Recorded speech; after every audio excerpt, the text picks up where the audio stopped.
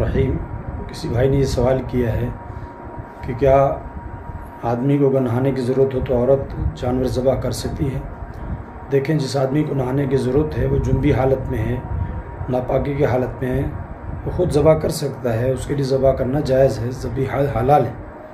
لیکن پھر بھی اگر وہ نہیں کرتا تو عورت بھی ذبح کر سکتی ہے، چاہے وہ پاک ہی کیوں نہ ہو، پاک ہو تو بھی کر سکتی ہے، اور مرد جو ہے وہ جنبی کی حالت میں تو بھی عورت ذبح کر سکتی ہے، اور عورت چاہے وہ حائضہ ہو یا نفاس کی حالت میں ہو یا استحاضہ کی حالت میں ہو، کسی بھی حالت میں ہو تو عورت ذبح کر سکتی ہے۔ عورت کا ذبیحہ حلال ہے، یا مرد گھر میں نہیں ہے، کہیں گیا ہوا ہے، اور ایسی صورت میں بھی اگر جانور مر رہا ہے یا اس کو ضرورت ہے ذبح کرنے کی تو بلا جھجک ذبح کر سکتی ہے، کوئی ایسی بات نہیں ہے۔ لہٰذا جانور کو اس وجہ سے مرنے دینا کہ چونکہ مرد ہے نہیں اور پتہ نہیں عورت کا ذبیحہ حلال ہے یا نہیں ہے، بالکل حلال ہے، اس میں کوئی دوسری بات نہیں اور دوسری رائے نہیں ہے۔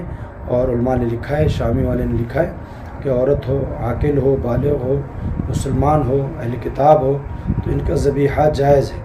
واللہ اعلم بالصواب۔